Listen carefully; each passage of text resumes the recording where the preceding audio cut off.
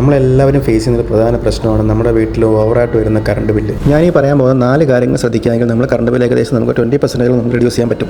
ഒന്നാമത്തെ ടിപ്പ് എന്താണെന്ന് വെച്ചാൽ നമ്മുടെ ഫ്രിഡ്ജിൻ്റെ ഡീഫ്രോസ്റ്റ് ബട്ടൺ എങ്ങനെ യൂസ് ചെയ്യാം എന്നാണ് അതിൻ്റെ ഉപയോഗങ്ങൾ എന്നുള്ള കാര്യം നമ്മൾ മനസ്സിലാക്കിയിരിക്കണം. നമ്മുടെ ഫ്രീസറിനകത്ത് കട്ടിയായിരിക്കുന്ന ഐസിനെ മെൽറ്റ് ചെയ്യാൻ വേണ്ടിയാണ് നമ്മൾ ഡീഫ്രോസ്റ്റ് ബട്ടൺ ഉപയോഗിക്കുന്നത്. ഫ്രീസറിനകത്തുള്ള ചെറിയ ചെറിയ ഹോൾസ് വഴിയാണ് കൂൾ എയർ പുറത്തേക്ക് വരുന്നത്. അതിനകത്ത് ഐസ് കട്ടിയായിരുന്നു കഴിഞ്ഞാൽ കൂൾ എയർ ഈസിയായി പുറത്തേക്ക് വരില്ല. അപ്പോൾ റെഫ്രിജറേറ്ററിൻ്റെ കംപ്രസർ കൂടുതൽ പുഷ് ചെയ്യേണ്ടി വരും. ആ സമയത്ത് കൂടുതൽ പവർ കൺസ്യൂം ചെയ്യും ഇത് പുഷ് ചെയ്യാൻ വേണ്ടി. അങ്ങനെ നമ്മുടെ ഇലക്ട്രിസിറ്റി ബില്ല് കൂടുതലായിട്ട് കൂടും. അതുകൊണ്ട് എല്ലാ ആഴ്ചയും നമ്മൾ ഒരു തവണയെങ്കിലും ഡീഫ്രോസ്റ്റ് ബട്ടൺ പ്രസ് ചെയ്ത് അതിനകത്തുള്ള ഐസ് എല്ലാം മെൽറ്റാക്കി എന്ന് ഉറപ്പ് വരുത്തിയതിന് ശേഷം മാത്രമേ റെഫ്രിജറേറ്റർ ഓൺ ആക്കാവുള്ളൂ. രണ്ടാമതായി നമ്മൾ ശ്രദ്ധിക്കേണ്ട ഒരു പ്രധാനപ്പെട്ട കാര്യമാണ് നമ്മുടെ വീട്ടിലുള്ള AC-യുടെ ഫിൽറ്റർ. ഈ ഫിൽറ്ററുകൾ നിർബന്ധമായും എല്ലാ 2 ആഴ്ച കൂടുമ്പോഴും ക്ലീൻ ചെയ്തിരിക്കണം. കാര്യം ഇതിനകത്ത് പൊടി വന്ന് അടിഞ്ഞു കൂടിക്കഴിഞ്ഞാലും നമ്മൾ റെഫ്രിജറേറ്ററിന് പറഞ്ഞ അതേ അവസ്ഥ തന്നെയാണ് ഇവിടെ സംഭവിക്കുന്നത്.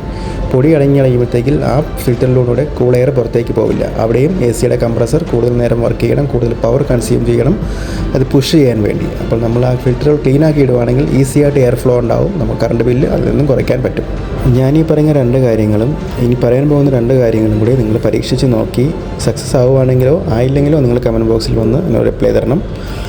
ഇൻ കേസ് സക്സസ് ആയിട്ടില്ലെങ്കിൽ നിങ്ങൾ പേഴ്സണലായിട്ട് മെസ്സേജ് അയച്ചോളൂ. നിങ്ങളുടെ വീടിൻ്റെ വയറിങ്ങിലോ മറ്റുള്ള പ്രശ്നങ്ങളോ എന്താണെന്ന് നമുക്ക് ഐഡൻറ്റിഫൈ ചെയ്ത് നമുക്ക് അതിനൊരു പരിഹാരം കാണാൻ പറ്റും. മൂന്നാമതായിട്ട് നമ്മൾ അവോയ്ഡ് ചെയ്യേണ്ട ഒരു പ്രധാനപ്പെട്ട കാര്യമാണ് ഈ പീക്ക് ടൈമിങ്ങിൽ നമ്മൾ ഹെവി ഡ്യൂട്ടി എക്യുപ്മെൻറ്റ്സ് ഒന്നും ഓപ്പറേറ്റ് ചെയ്യാതിരിക്കുക.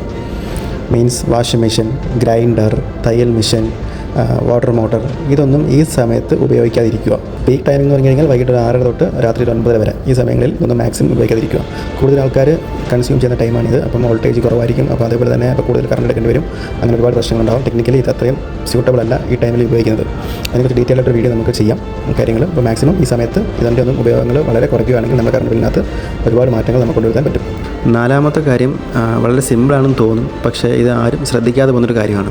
നമ്മൾ സീലിംഗ് ഫാനിൻ്റെ ലീഫിൻ്റെ മുകളിലായിട്ട് പൊടി വന്ന് അടിഞ്ഞു കൂടും. ഇത് പൊടി കൂടുതലാവുന്ന സമയത്ത് ഈ ഫാനിൻ്റെ റൊട്ടേഷൻ സമയത്ത് ഇതിൻ്റെ അലൈൻമെൻറ്റിന് പ്രശ്നം ഉണ്ടാക്കും.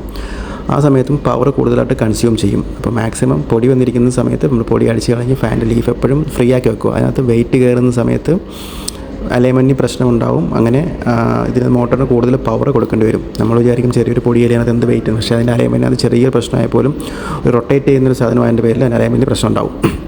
അപ്പോൾ നമ്മൾ മാക്സിമം അതിൻ്റെ മണ്ടയിൽ പൊടി ഉണ്ടെങ്കിൽ നമ്മൾ തുടച്ച് വൃത്തിയാക്കി എപ്പോഴും സൂക്ഷിക്കുക. ഈ കാര്യം കൂടെ നമ്മൾ സൂക്ഷിക്കുക. പിന്നെ നമ്മൾ AC ഉപയോഗിക്കുന്ന സമയത്ത് ഈ സീലിംഗ് ഫാനും കൂടെ കൂട്ടത്തിൽ ഉപയോഗിക്കാൻ ശ്രമിക്കുക കുറച്ച് നേരത്തേക്ക്. അപ്പം AC പെട്ടെന്ന് തണുക്കും. AC നമുക്ക് 26 ഇടാൻ പറ്റും. സീലിംഗ് ഫാന് ഒരു ചെറിയ സ്പീഡ് ഇടുവാണെങ്കിൽ നല്ല അത്യാവശ്യം നല്ല കാറ്റും കിട്ടും, തണുപ്പും കിട്ടും.